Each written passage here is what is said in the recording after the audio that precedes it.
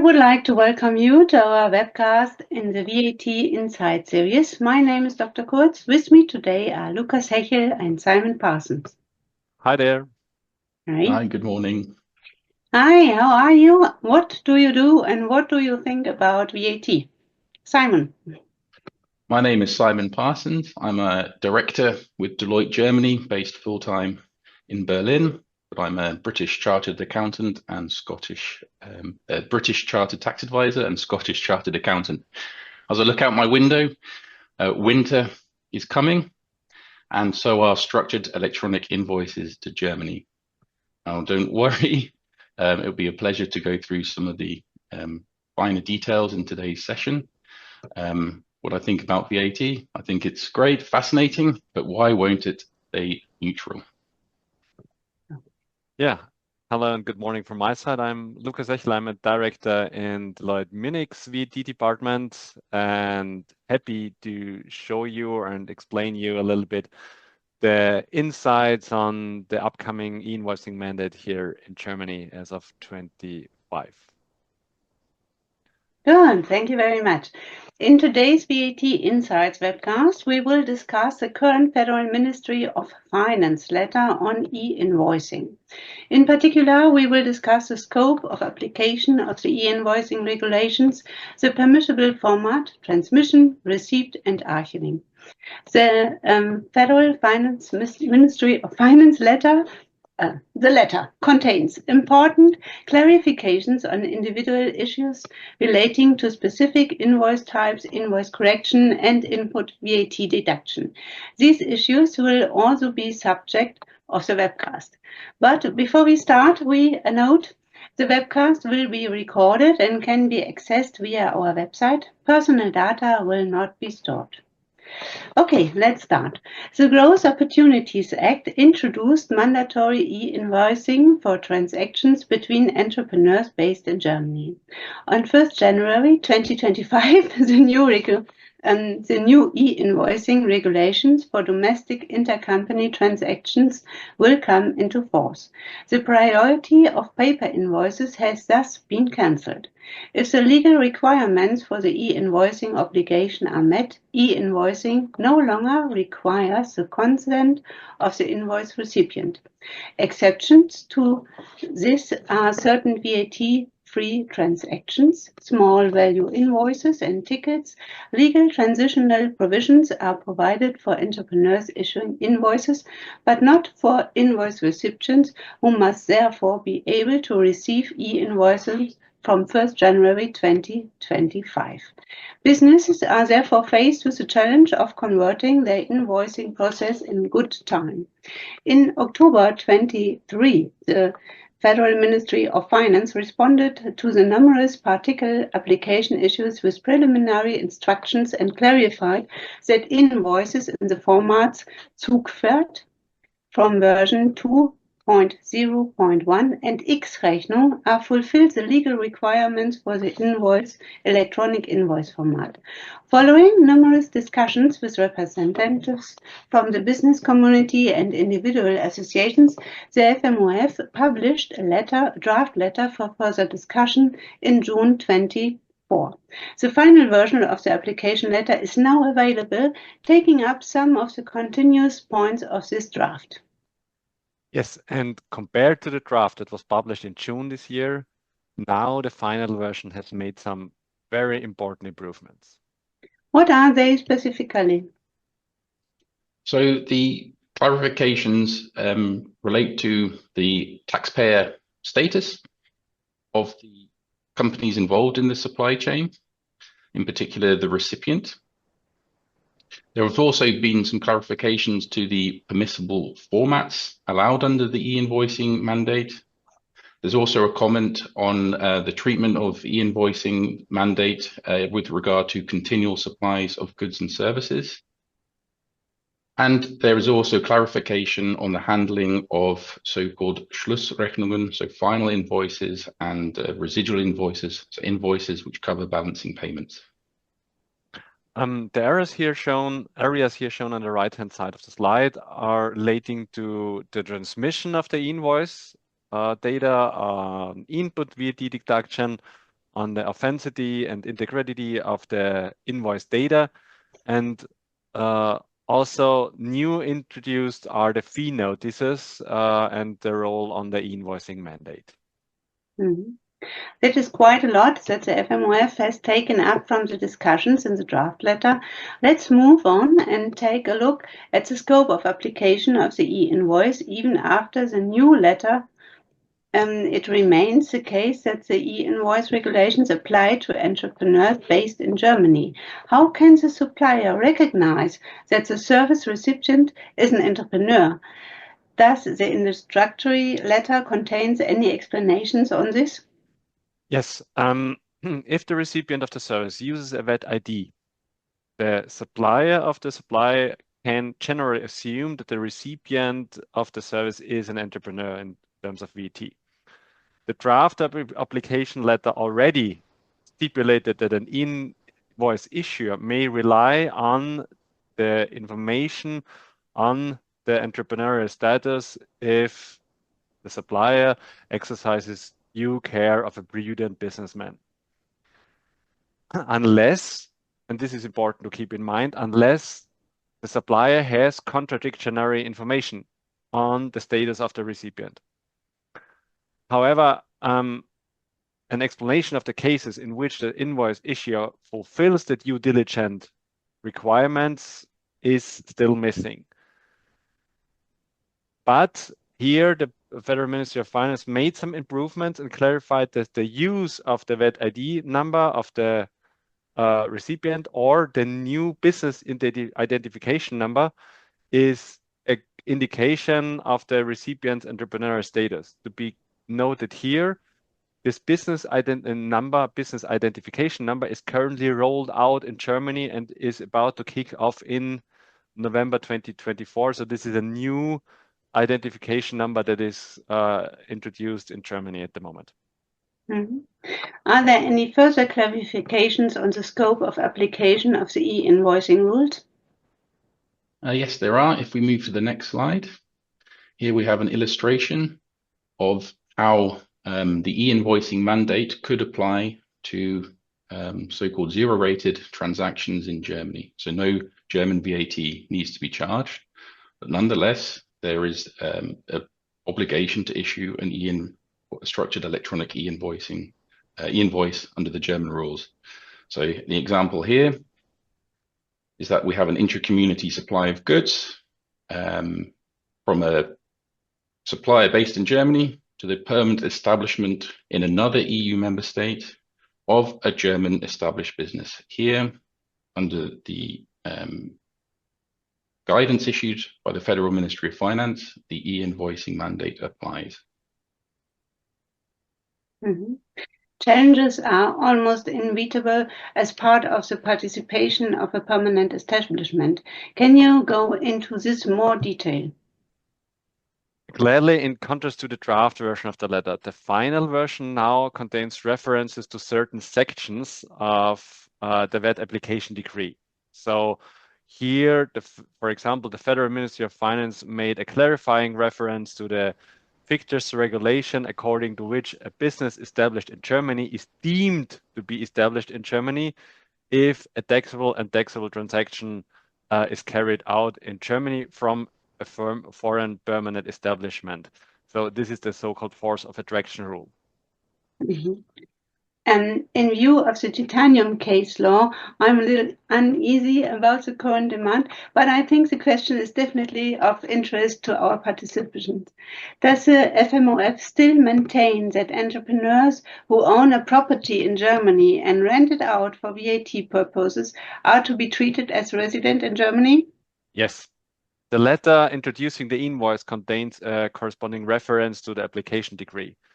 Despite the ECJ ruling in titanium, the Federal Ministry of Finance still assumes that a taxpayer that own a domestic property and rent it out for taxable activity is treated to be resident in Germany. And some background on the ECJ titanium case. So This case found that property rented out in another EU member state does not constitute a fixed establishment if the owner does not have his own local staff to carry out the rental service. Now, the Federal Ministry of Finance has not yet reacted to this ECJ ruling. Okay. What other special cases does the e-invoicing obligation apply to? So another case where no German VAT must be stated on the invoice, but an e-invoice must be issued, could be domestic reverse charge cases. So this is supplies between two taxpayers, both established in Germany, supplier in Germany, recipient in Germany. The nature of the supply could be, let's say, construction services or the sale of scrap metal, SIM cards. These types of supplies subject to domestic reverse charge in Germany are within the scope of the e-invoicing mandate. E-invoicing regulations also are applicable if the recipient only carries out VAT exempt transactions, or, for example, if only parts of the invoiced services are subject to 19% or a reverse charge, and other are VAT exempt. So the regulations all also apply to invoicing of domestic B2B transaction using the self-billing procedure. So a bunch of transactions that are not obviously subject to an invoicing mandate are in scope of the e-invoicing. Yeah, and this includes taxpayers who make use of margin schemes, TOMs, agricultural flat rate schemes, and even the taxpayers who are below the threshold for VAT registration, so the small business scheme. Okay. What does this look like with legal entity under public law? We have already commented on this in our last webcast, but is anything changing here? Yes, so legal entities under public law may also be subject to the obligation to issue and receive e-invoices under this legislation, and not only under separate legislation regarding public procurement on EU level.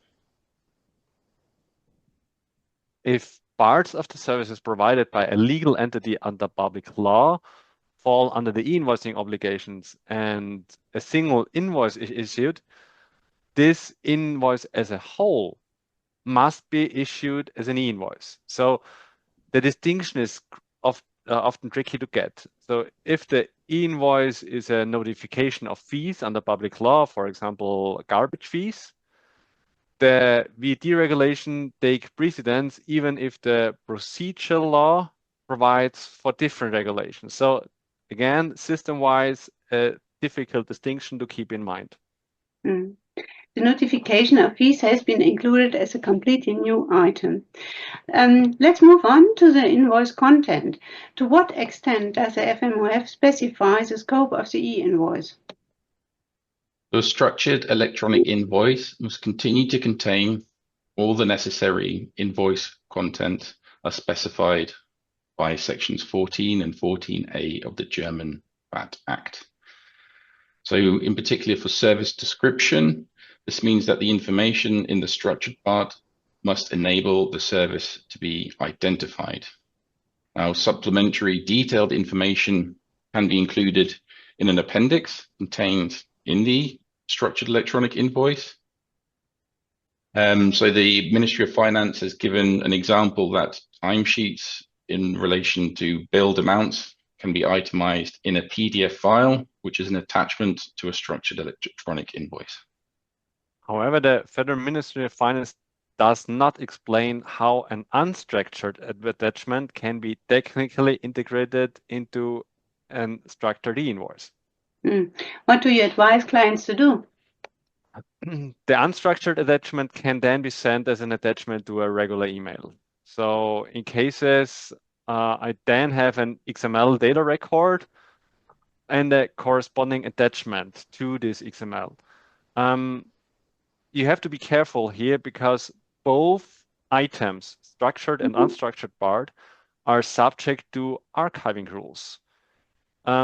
Because both our business documents are therefore meet the regulations of principles of proper book and record keeping. However, this always applies to e-invoices because the invoice process itself changes. So the impact on e-invoice on proper business and proper bookkeeping and record keeping has to be kept in mind. Mhm. In principle, the e-invoicing must fulfill the requirements of the EU standard EN 16931. Series of standards ought to be interoperable with them. With regard to the format to be used, however, the letter now also contains some new information. What are they?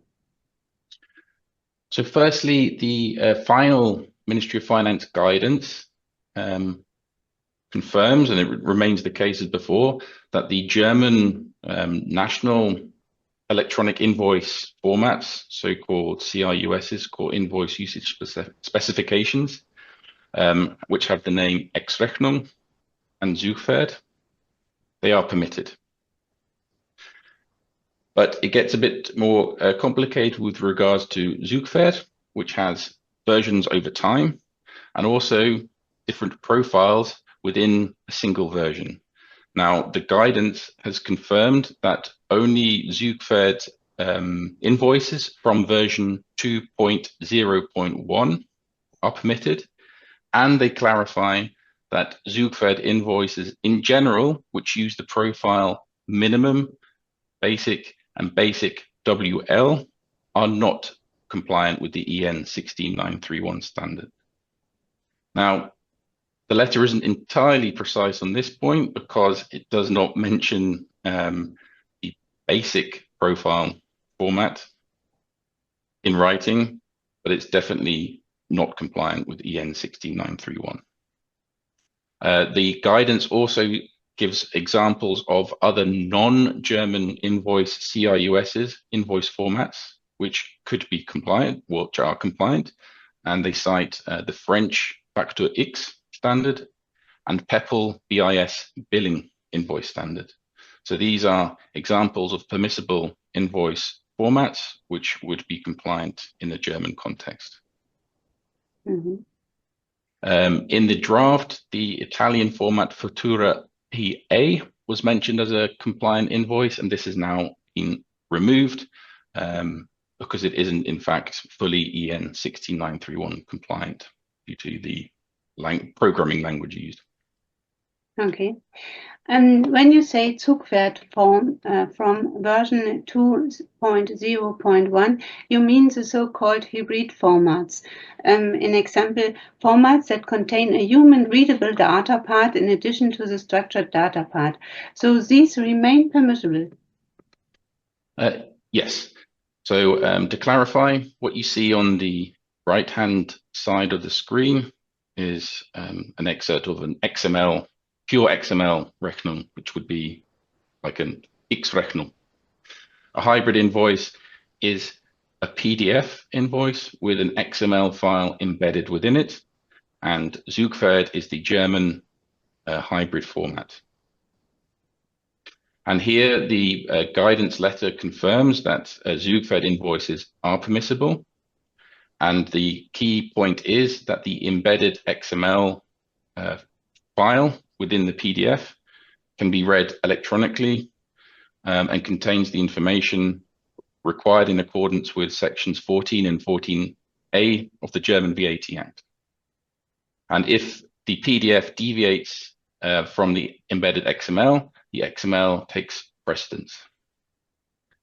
The authorities also, or this letter also now contains a new clarification that the tax authorities will not object to technically justified minor deviations or additions compared between the structured part and the human readable image. So in hybrid formats, this should apply, for example, for abbreviated service descriptions or rounding differences. The input VAT deduction for hybrid invoices is always granted from the structured invoice part and not the depicted part. Will it still be possible to use the EDI procedure? From 2028 onwards, invoicing using the EDI procedures is only permitted if the procedure used or the data exchange via EDI is interoperable with the EN 16931 standard. Interoperability means that the further processing of the information relevant according to VAT law is guaranteed without any loss of information. So, frankly spoken, the data transmitted via EDI must be, without loss of information, be able to be readable from this data format. The wording of the application letter is now more open than in the draft version of the Federal Ministry of Finance letter, according to which a conversion was needed into a specific target format. This has now been removed. Do affected entrepreneurs have a choice between the permitted formats? Yes, if we move to the next slide. But yes, taxpayers, suppliers and recipients can choose between the invoice formats. It's a matter subject to civil law. And yeah, so for your own purposes, you might prefer to receive only Ex-Rechnungen, but want to issue Ex-Rechnung Zufert or any other type of invoice format subject to your customer's demands. That is permissible. It's subject to commercial negotiation. When talking about the format, here you have an example of two data points in the format X-Rechnung. So basically, there are always certain business group as an overarching group of information, and every group of information in this business group then contains business terms as individual data points. This shows how detailed the information of an invoice needs to be. And this is the challenge we see at level of our clients. How can all this required data be backed and transmitted into an invoice? Good keyword. Let's move on to the transmission channels. Which channels are permissible? Has there been any change here? The draft letter, the draft Ministry of Finance guidance already mentioned sending data by email, providing that it's obviously, how do you call it, actually received by the recipient is sufficient. And it could also be by another form of electronic interface. It could be via an internet portal. What is new is that the Federal Ministry of Finance has clarified that access to a central electronic storage location within a group of companies is also sufficient. And this clarification is actually important for groups with centralized accounting teams, where invoices are stored in a standardized central location. While the Federal Ministry of Finance still emphasized the inadmissibility of transferring e-invoices via USB sticks in the draft, the administrative instruction now does not longer include this in this explanatory letter. But to be honest, sending e-invoice data via an USB stick, I'm still missing the use case here. Also transfer on a stick. I don't know. What else do you think is worth mentioning here? Yeah. So the final guidance also clarifies that qualified electronic signatures can be used when issuing an invoice in order to guarantee the authenticity of origin and the integrity of content of the invoices. And this also applies to the EDI procedure. The Ministry of Finance also clarifies that this authenticity and integrity can be guaranteed via internal control procedures and measurements. An internal control procedure that creates a reliable audit trail between the invoice and the service is therefore authorized to guarantee the origin and the content of the invoice. Is it still the case that external service providers can also be involved in the transfer? Yes, taxpayers can use external service providers both for the creation and for the transmission of the invoices. However, the supplier itself, so the taxpayer itself, must ensure that the external service provider fulfills the formal requirements as set out in sections 14 and 14a of the German VAT Act. From 1st January 25, domestic business will be obliged to be able to receive an e-invoice for the transactions concerned. Does the invoice recipient have to provide a separate email inbox for this purpose? No. One email inbox for structured and unstructured invoices is sufficient. This must not be a separate email inbox that is used exclusively for receiving e-invoices. At this point, we would like to let you know on the details. Although the Federal Ministry of Finance allows transmission by email, we trust that this transmission via email is only a temporary solution, and we assume that a secure network such as PayPal will be the medium or long-term solution of choice.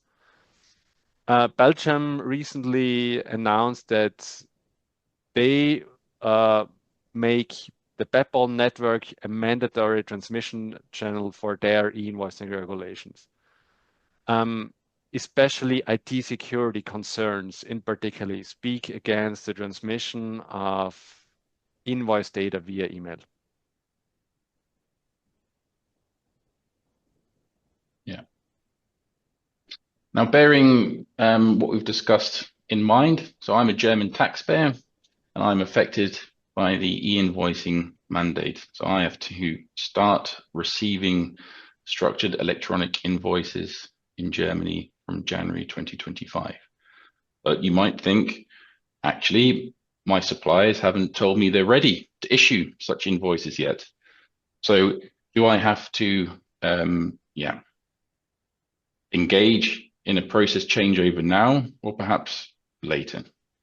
We would say now preparation is everything, because the devil is in the detail. There are many types of transactions which need to be considered. PO invoices, non-PO invoices, travel and expenses. So it's best to be well prepared and start the process now. Plus there's the upside that structured electronic invoicing gives you the opportunity to utilize benefits and invest in automated process channels for receiving the invoice, analyzing, matching the content, and securing, let's say, more efficient payment approval processes to keep your suppliers happy. Okay. The increase in efficiency through digitalization cannot be denied. But apart from that, what happens if the invoice recipient refuses to accept the e-invoice or does not have the technical arrangements in place to receive the e-invoice, even though an e-invoicing obligation exists? In this case, the recipient is not entitled to receive another type of invoice. So the invoice issuer has fulfilled their own obligations under VAT law, and they've endeavored to ensure a proper issuance of the invoice. So their responsibility is fulfilled. So they have no obligation on request to issue an invoice in a different format. So this means there's a situation that at some point an individual within your company who perhaps has not been informed of the changes will receive an XML format invoice and might attempt to reject it. Now, this sort of situation needs to be had in mind and prepared for. How can the issuer prove that it has endeavored to transmit the e-invoice correctly? He can, for example, prove this by means of a proper transmission protocol. What is the means of choice for the service recipient if the supplier sends a dataset that doesn't fulfill the requirements for e-invoices despite the obligation to e-invoice exists? So the Ministry of Finance has clarified that the recipient can proceed with a civil law claim to require the supplier to issue a proper electronic structured invoice, and they can go through ordinary courts. The recipient of the supply is entitled to a claim if he or she is a legal entity or a taxpayer who has received the supply for its business purposes. And the prerequisite here is that the supplier is authorized to issue the invoice and state the VAT, and that the burden of settlement does indeed lie with the supplier towards the German tax authority. Mhm. Okay, let's move on to the principles of proper book and record keeping in the area of e-invoicing that Lucas has already mentioned. What are the requirements for storage? The structured part of the invoice must be stored in such a way that is available in its original form and cannot be changed throughout the audit period, and that the data can be automatically analyzed by the tax authorities. If, for example, the image part of a hybrid invoice contains records relevant for taxation, such as accounting notes, this must also be stored in accordance with the principles of proper bookkeeping and record keeping. Okay. Which retention periods apply? Well, there is some news here because the Fourth Bureaucracy Relief Act has in fact reduced the period for invoices to 8 years. Now, this applies to all invoices whose retention period has not yet expired on the day before the law comes into force. The law comes into force on the 1st of January 2025. The case is slightly different for taxpayers who are subject to the supervision of BaFin, so the Federal Financial Supervisory Authority. Here, the shortened retention period applies to all documents whose retention period has not yet expired 1 year after the Bureaucracy Reduction Act came into force. So here, the relevant date is 1st of January 2026. So here, structured electronic invoices still need to be archived and stored in compliance with the rather strict electronic record and bookkeeping requirements, but overall the periods will be reduced by 2 years. Okay, let's move on to the even more exciting areas of the letter, namely input VAT deduction. Is there any news here? So in cases where a structured electronic invoice is mandatory, only the structured electronic invoice fulfills the requirements for a proper valid VAT invoice for input VAT purposes. For any other invoice, sonstige Rechnung, so a paper invoice or a PDF invoice, would not entitle the recipient of the supply to deduct the VAT as input tax. What? Now, as already mentioned in the draft application letter, other invoices do not entitle the taxable person to deduct input tax if an e-invoice obligation existed. In this context, the Ministry of Finance cites that an invoice generated by a cash register system as an example of a let's say miscellaneous other type of invoice. Now, however, it's possible to correct an existing invoice by issuing a proper structured electronic invoice. In this context, it is also necessary to refer to case law and state that the input tax deduction is to be granted if the material requirements are fulfilled by the taxable person. Yes, on the one hand, and on the other hand, you always have to say that the invoice correction has retroactive effect. So if I correct a PDF invoice by issuing an e-invoice, the e-invoice has retroactive effect to the date of issuance of the initial PDF. And from the perspective of the service recipient, can they claim the right to deduct input VAT if the other invoice is not corrected despite the e-invoicing obligation?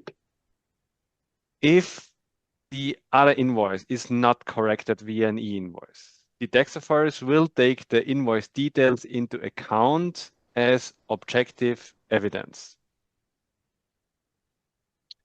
And the input tax deduction must also be granted if the tax authorities have all the information that they need to check that the material requirements for the right to deduct input tax are met. This would then be a reference to existing case law. To what extent does the tax authorities accommodate entrepreneurs in connection with the input VAT deduction? During the transitional periods provided by law, so until 31st December 26, respectively 27, the tax authorities will not object the input VAT deduction if an invoice is issued in the wrong format. This applies in any case if the recipient could assume that the invoice issuer would make use of the transitional regulations. Does the recipient have to fulfill investigation obligations in this case?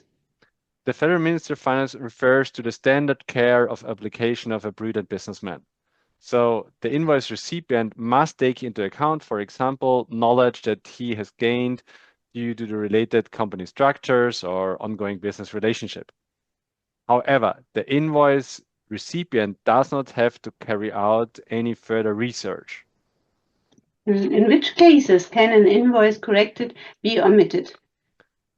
As already stated in the draft, the Federal Ministry of Finance now states that it's not necessary to correct the tax amount in an e-invoice if, for example, the taxable amount changes, the change of the taxable base. The example of subsequently invoiced discounts or bonus agreements for annual purchase quantities is now new in the Federal Ministry of Finance letter. In these cases, the invoice must include a reference to any volume or discount agreement in advance. A reference to the contract is sufficient for these purposes. Keyword contract. Contracts can also be regarded as invoices. This applies in particular to a so-called continuing obligations. Under what conditions is that the case? A contract can be considered as an invoice if the contract itself contains all the mandatory invoice details needed for VAT and that this contract is intended as an invoice. If there is an obligation to issue an e-invoice, the contract can be included as an attachment to the e-invoice. In the case of continuing obligation, it is sufficient, for example, if an e-invoice is issued once for the first partial performance period, so first month, for example, and the contract is included as an attachment. If the mandatory invoice details change, the e-invoice must then be amended or issued new. This applies, for example, in case of rent increases. In practice, to be honest, we assume that those cases will disappear in the future due to the fact that e-invoices then have a certain process. We assume that also for ongoing continuous service and also for contracts as an invoice, this will be subject to a regular ongoing invoice issuance. Do standing invoices that have already been issued have to be issued in the new e-invoicing format? I think the draft letter still provided for that, didn't it? Well, according to the final BMF, the Ministry of Finance guidance, if a standing invoice, a continual supply invoice was issued before the 1st of January 2027 as another type of invoice, as Sonstige Rechnung, so a PDF or a paper-based property rental contract, then the e-invoice is not mandatory. And this applies in any case if the invoice details do not change. And this is in contrast to the draft, where it anticipated that an initial invoice after the end of the e-invoicing transition period would have to be issued in relation to the contract acting as an e-invoice. Mm-hmm. Let's move on to the area of advance payment invoices, final invoices, remaining invoices. Does the Federal Ministry of Finance letter also contain statements on this? The Federal Ministry of Finance now emphasizes that the requirements for a final invoice can currently not be met technically. So here, the structured part of an invoice can at the moment, either X-Rechnung or Zugfahrt, can at the moment not depict the need we currently use for final invoices. Only in one specific format when we talk about about construction service providers. So the final invoice shows usually the total amount less the VAT amounts shown in the separate issued advance payment invoices. Due to this technical default at the moment, the tax authorities recommend creating a residual invoice, meaning only the outstanding payment should be shown in this invoice. In this case, because the VAT amount is then only recognized on the outstanding payment amount. For the transitional period until end of 2027, advance payments can be recognized in the unstructured notes to any invoice. So changes in the letter with regard to final invoices, what should be considered with regard to the statutory transitional provisions? Here, everything remains as already known from the draft letter and the law itself. As already provided for there, the tax authorities expressly clarify that the transitional provisions provided by the law only apply to invoice issuers. This means that until 31st December 26, or in rare cases 27, in domestic B2B sales can be still invoiced using PDF and other unstructured invoices. This means that a domestic trader doesn't yet have to submit an e-invoice from 1st January 25. They can, but they don't have to, make use of the optional transitional provisions. What options do they have? Well, the taxpayer, the supplier, can choose to issue a sonstige Rechnung, another invoice type. This means that the supplier can choose to issue an electronic format that does not comply with the EN 16931 standard or is not interoperable with the standard. And here they would need the consent of the recipient. They could also choose to issue a paper invoice. Furthermore, the law provides for an amount-related transitional regulation for the issuing of other invoices, sonstige Rechnung. Yeah. So businesses with a total turnover of up to 800,000 euros in 2026 can issue sonstige Rechnungen and other forms of invoices until the 31st of December 2027. For invoices in a different electronic format, so different invoicing format to EN 16931 compliant formats, the requirement for explicit or implicit consent from the recipient also applies. To what extent does the FMOF specify the calculation of this amount limit? In cases of VAT groups, the Federal Ministry of Finance clarifies that this 800K limit is to be determined on the basis of the total turnover of the whole VAT group. So not only the VAT, only on the single entities in the VAT group, but the whole VAT group. And for those of you out there who employ self-billing, if the invoice is issued by the recipient of the supply in the form of a self-billing invoice within the meaning of Section 14(2) of the German VAT Act, the total turnover of the issuer of the self-billing invoice is decisive, not that of the supplier.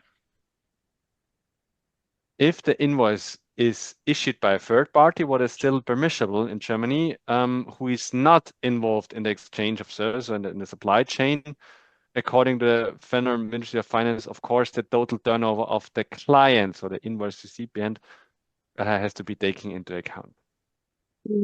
Once again, maybe, until when can invoices be issued using the EDI procedure? EDI is still possible until 31st of December 2027. So irrespective of what data to be transmitted via EDI.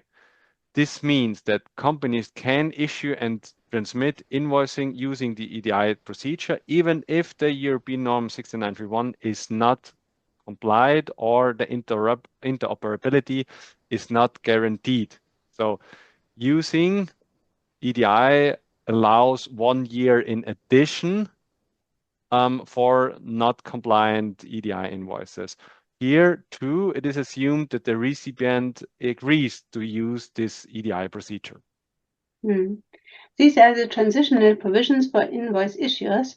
Invoice recipients must be able to receive e-invoices from 1st January 25. In example, they must create the technical requirements for receiving an e-invoice. The key point here is that recipients are not obliged to process invoices electronically. The Federal Ministry of Finance letter contains important clarifications, moreover. There is certainly still a need for clarification in the area of invoice attachment and references. Where do you see a need for further clarifications?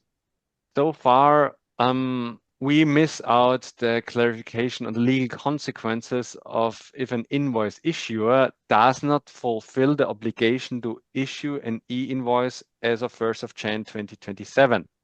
So here we would like to see further clarification. Yeah. And the Federal Ministry of Finance letter also does not contain any statements on the technical implementation of a new framework, legal framework, in connection with cash sales, which are above the low value threshold of 250 euros gross. Some other issues are also of interest, such as how the Schlussrechnung, the final invoice matter, will be resolved from the technical invoice format perspective, and how that those invoices can be presented in a structured way. How can entrepreneurs best prepare for e-invoicing? What we see at the moment is that taxpayers are facing the challenges of automating their invoicing processes in order to comply with the new legal framework. So if taxpayers have not already done so, they should immediately take necessary steps to ensure that e-invoices can be optimally implemented in their regular AP invoice process and in their system landscape. It is essential to involve all affected stakeholders in the company, such as the tax function, the accounting department, the purchasing department, the sales, and of course the IT department, in order to analyze the impact on the processes and to implement all next steps to be e-invoice ready. Yeah, and the situation could vary within your group of companies, both within Germany and outside of Germany. And it's necessary to start looking at company specific opportunities and challenges, which already are known, and align them with the forthcoming changes to German VAT law. This could mean carrying out individual company or VAT registration level fit gap analyses, taking a look at the relevant billing processes and procurement platforms which the different companies within your group use, and creating a roadmap for the practical implementation of the legal requirements, and also considering short-term needs, so tactical measures, and also having an end goal in mind to be as efficient as possible. Now, there could be other initiatives within the company which aren't driven by this tax law related change, so such as the implementation of a new ERP software or selection of other billing and procurement initiatives. So there's a lot of work to be done in terms of aligning the topic strategically in your company.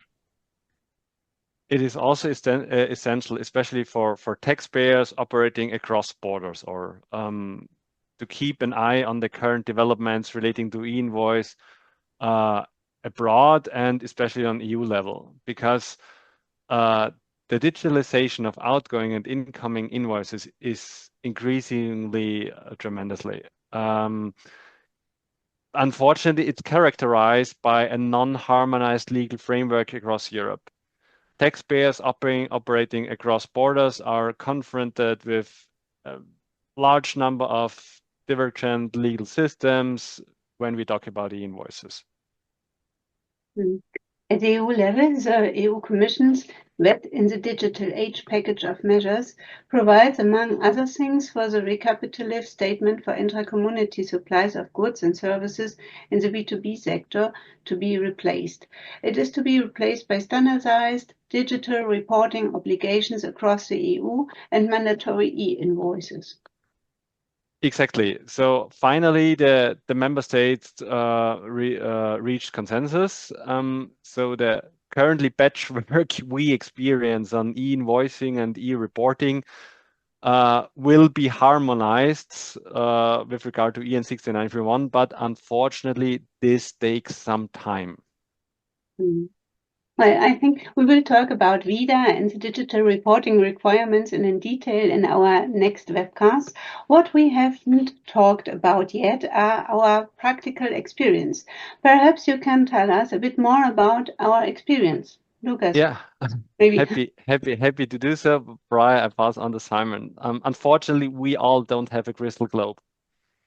But what we see is, especially in the last months, a lot of momentum when we talk about e-invoicing in Germany. And a little bit to the surprise of all of us, many of our clients and of our market participants in Germany are already rather mature when we talk about e-invoicing. So we have seen already communication where market participants inform their customers that they will send out invoices in format X-Rechnung or Zugfeld as of 1st Jan 2025. So the scenario that you have to be able to receive invoices is real. Also, the scenario that market participant with sufficient market power refer to providing consent for receiving invoices, meaning they more or less gently poke their suppliers into the direction of invoicing, issuing invoices as well in an electronic format. So they, as invoice recipients, want to benefit from the advantages an electronic invoice provides. So this is also a scenario that it is possible that also prior 1st of Jan 2027, you are obliged to raise e-invoices because your customers with enough market power simply ask for that. Simon, what do you see in the market? I would say that the topic of invoicing, such a core topic for businesses. It's about getting paid and paying the suppliers who give you the goods and services you need in order to make your own supplies, your own business, your own profit. So the topic stretches throughout the organization and it's new. And I can imagine that perhaps the participants in this call are more likely to be within the tax department. Now come 2025, there'll be let's say, increased awareness from all angles on the topic, just in the sales teams or in teams who handle relationships with your suppliers. And if they are not informed about the change now in a measured and, let's say, accurate way, it could cause a lot of noise and perhaps frustration or overwork come January. So the recommendation, I think, from practical experience is to have a communication plan ready to go. Okay, then all that remains for me to do is to refer to our e-invoicing website and to draw your attention to our new newsletter.